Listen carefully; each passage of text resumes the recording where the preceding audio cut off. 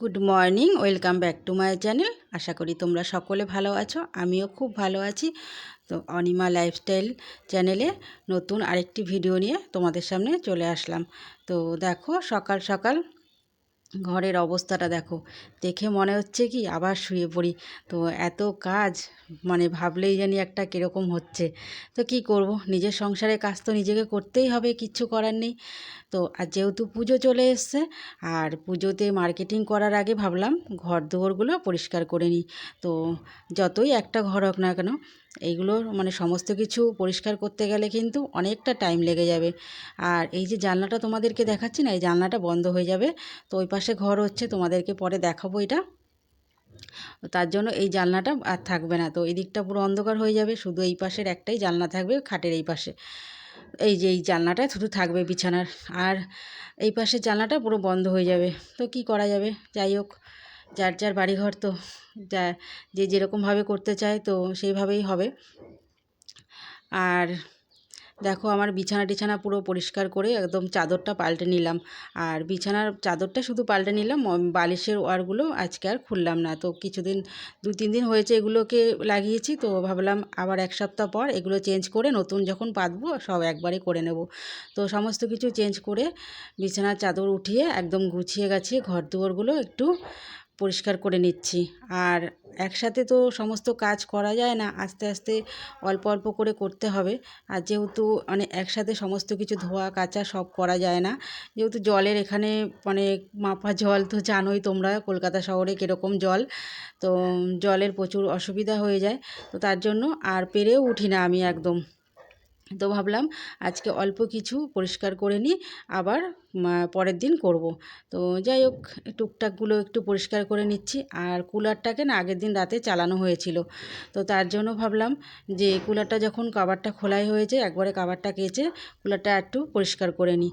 যেহেতু ধুলোবালির কাজকর্ম হচ্ছে, তো পাশে প্রচুর ধুলো হয়ে যাচ্ছে সব কিছু। আর ঘরে যতই জিনিসপত্র বাড়াবে তো ততই কষ্ট, খাটনি, কিন্তু সমস্ত কিছু মুছতে মুছতে আরও সময় চলে যায়। তো যাই হোক, কিছু করার নেই, এগুলো নিয়েই কাজ করতে করতে সময় কেটে যাক, এটাই চাই আমি সব সময়ের জন্য। তো একা একা থাকি, তো কাজকর্ম নিয়ে থাকতেই আমি ভালোবাসি। তো ভাবি যে কিভাবে সময়টাকে কাটাবো। তো এটাকে পরিষ্কার করে নিলাম। তারপর দেখো, পুতুলটাকেও প্লাস্টিকের মানে ভরা, কিন্তু ওপরটা তো ধুলো পড়ে গেছে, সেটাও একটু ন্যাকড়া দিয়ে মুছে নিলাম। মুছে এবার টিভিটাকে একটু পরিষ্কার করে, টিভির যেটা দিয়ে ঢাকা থাকে কভারটা, টিভির কভারটাও আজকে কেচে নেব। তো মোটামুটি হালকা যেগুলো টুকটাক আছে, তো ওগুলো কাচা ধোয়া তো প্রত্যেক দিনই থাকে। তো যেহেতু বর ডিউটিতে যায়, তার জামা কাপড় নিজেরটা প্রত্যেক দিনই করতে হয়, তার মধ্যে দিয়েও 2-1টা করে এক্সট্রা জিনিসগুলো কেচে নিচ্ছি। তো বলা যায় না, এখন রোদ আছে, কখন আবার বৃষ্টি নেমে যাবে, তো আকাশের কথা তো আর বলা যায় না। তো শুনছি যে আবার বৃষ্টি নামবে, তো তাড়াতাড়ি করে এগুলো আগে কাচা ধোয়া করে নিলাম। ঘরের কাজ বৃষ্টি হলেও করা যাবে, কিন্তু কাচা ধোয়া তো করা যায়, কিন্তু শুকায় না, গন্ধ হয়ে যায়, একদম বাজে লাগে। তো ভাবলাম আর একটা সপ্তাহ পর আবার বিছানার চাদর টাদরগুলো চেঞ্জ করব, তখন একেবারে মশারিটাকেও কেচে নেবো। আজকে আর মশারিটা কাচলাম না। তো এইদিকে সমস্ত কিছু পরিষ্কার করে টেবিলটাকেও পরিষ্কার করে নিচ্ছি। করে যা হোক করে নিচে একদম এগুলো সব ধুলো পড়ে গেছিলো, তো একটু ঝেড়ে ওগুলো পরিষ্কার করে আবার পেতে নিচ্ছি। আর কি বলো তো, মানে পুজোর কেনাকাটার আগে মনে করি যে ঘর দুয়ারগুলো পরিষ্কার করে নিয়ে তারপর কেনাকাটা করতে গেলেই ভালো হয়। কেন, মার্কেটিং করে আসলে কিন্তু এই দেখানো শোনা, সবাইকে দেখাতে হবে, নিজে এই ভাঁজ করবো, এই দেখবো, এই মাপ দিয়ে সেলাই করতে হবে, এই যাই হোক, এগুলো করতে করতেই তখন না আর মানে ঘরের কাজকর্মগুলো করতে ইচ্ছা করবে না। তার জন্য আগে আগে ভাবলাম যে সমস্ত ঘরের কাজগুলো কমপ্লিট করে নিই, তারপর এবার কেনাকাটা করতে যাব।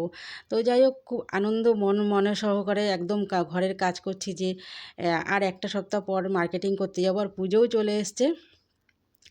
আর বরকেও বলেছি যে আর একটা সপ্তাহ পরই, মহালয়ার আগেই যাব কেনাকাটা করতে, তার মধ্যে দিয়ে আমি ঘরগুলো একদম পরিষ্কার করে নিচ্ছি। আজকে যেহেতু শনিবার, তো ঘরের ওপরে পরিষ্কার ঝাড়াই, তো ভাবলাম যে আর একটা সপ্তাহ পর যখন আবার বিছানার চাদরটা তুলবো, ওপর দিয়ে একটু ঝেড়ে নেব। তো এই জন্য আজকে আর ঝুলগুলো ঝাড়া হলো না। ঝুল বলতে ঘরে কিছুই না, ঘর একদম পরিষ্কার। তোমাদেরকে একবার মানে আর একবার পুরো ভালোভাবে সব দেখিয়ে নেব। তো দেখো, ঘর কিন্তু আমার পুরো পরিষ্কার, কোথাও কিন্তু নোংরা নেই। তো তবু ওই যে মনের একটা খামতি থেকে যায় যে একটু ঝাড়লাম না পুজোর সময়, বছরের এই তো এই সময়টাই তো মানুষ ঘর তো ঝাড়া পোছা করে। তো বাঙালিদের মধ্যে কিন্তু এটাই হচ্ছে সর্বশ্রেষ্ঠ উৎসব। তো এই উৎসবে কিন্তু মানুষ মানে সব কিছু উজাড় করে দেয়, খরচা করার দিক থেকে, তারপরে মানে পরিষ্কার পরিচ্ছন্ন সমস্ত কিছু। তো এখন এটা বাঙালিদের বলবো না, এটা সবার মধ্যে এই পুজোটা এখন হয়ে গেছে। আর দেখো এই যে শোকেসের ভেতরটা শুধু আমি ওপরগুলো মুছে নিচ্ছি, শোকেসের ভেতরটা একটু গুছাতে হবে। তারপর ফ্রিজের এগুলো আজকে আর করতে পারবো না, সময় হবে না। তো ওগুলোকে সব নামিয়ে ফ্রিজের কভারটাও কাচতে হবে, ফ্রিজের ভেতরের সব এগুলোকে মানে খুলে সব পরিষ্কার করে নেবো। এমনি তো জল দিয়ে সবসময় ধুয়ে মুছে নিই ভেতরটা, কিন্তু খোলা হয় না। তো এবার ভাবছি যে এগুলো সব খুলে ধুয়ে নেবো, যেহেতু পুজো আসছে, ঘরে লক্ষ্মী পুজো করবো, মা দুর্গা আসছে। তো একদম ঘর দুয়ারগুলো পরিষ্কার করে নিই। তো আমরাই তো ঘরের লক্ষ্মী, তাই তো? তো আমরা যদি ঘর দুয়ার পরিষ্কার না থাকি, লক্ষ্মী কী করে থাকবে? তো লক্ষ্মীকেই পরিষ্কার করতে হবে। তো যাই হোক, সমস্ত কিছু পরিষ্কার করে নিলাম। দেখো একদম ঘর দেখেছো পরিষ্কার করার পরে কিন্তু মানে একটা মনটা শান্তিই লাগে অন্যরকম। তো আমার রিং লাইটটাকেও একটু মুছে নিলাম ভালো করে, তো ওটাও একটু ধুলো ধুলো পড়ে গেছিলো। আর তোমাদেরকে দেখাবো যে মানে পেছনে যেই দাদাদের বাড়ি থাকি, ওই দাদাদের ঘর হচ্ছে, তো কাজকর্ম হলে বুঝতেই পারছো ধুলোবালি প্রচুর হয়ে যায়। তো কিছু করার নেই, যেহেতু আমরা ভাড়া থাকি, আমাদের তো কোনো প্রবলেম নেই। তো একটু পরিষ্কার পরিচ্ছন্ন করে রাখতে হয়। তারপর দেখো চলে আসলাম রান্নাঘরে। আর রান্নাঘরটা আর বাসনপত্র সমস্ত কিছু আগের দিন রাতে আমি সব মেজে ধুয়ে রেখেছি। তো জানলাটাকেও একটু এই পাশ থেকে মুছে নিচ্ছি, যেহেতু রান্না করি টেলগুলো ছিটে আসে, রান্নাঘরটাও একটু পরিষ্কার করে নিচ্ছি। আর সকালে বরকে চা করে দিয়েছিলাম, তো চায়ের বাটিগুলো একটু জল দিয়ে ধুয়ে নিচ্ছি, যেহেতু লিকার চা করেছিলাম তার জন্য আর মাজলাম না, একটু জলেই ধুয়ে নিলাম। আর এদিকে রান্নাঘরে কিন্তু তাও কিন্তু অনেক কাজ আছে। রান্নাঘরের মানে মশলার কৌটোকাঠি যেটাতে রাখা হয় সেগুলো সব মাজতে হবে।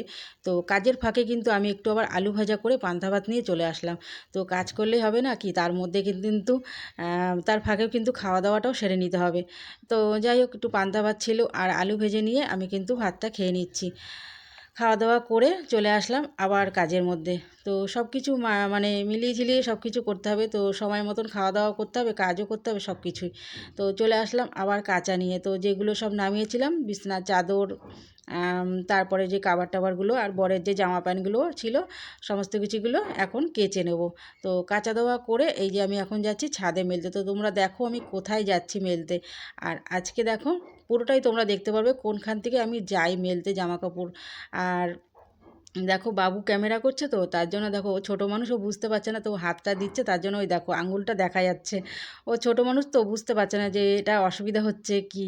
তো যাই হোক, ও যতটুকু করেছে এটাই আমার অনেক, এটাই বা কে ধরে দেয়। আমি একা হলে কিন্তু পুরোটাই তোমাদের কমপ্লিট দেখাতে পারতাম না, যে ছাদে এসে আমি জামা কাপড় মেলছি আর কোথা থেকে আসছি।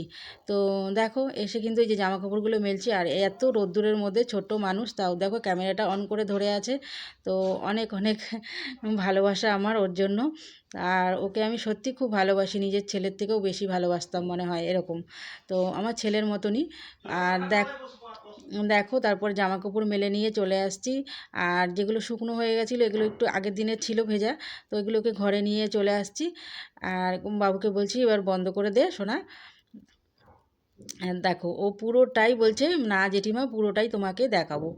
তো এরপর দেখো এই যে আমার সোনা বাবু, দেখেছো ও এত রোদ্দুরের মধ্যে দেখো ঘেমে গেছে, তবুও আমার ভিডিওটা করছে। তো আজকের ভিডিওটা তোমাদের কীরকম লাগলো অবশ্যই কিন্তু তোমরা বলবে, আর লাইক কমেন্ট শেয়ার করবে। বাই, সবাই ভালো থেকো, সুস্থ থেকো, সাবধানে থেকো, টাটা।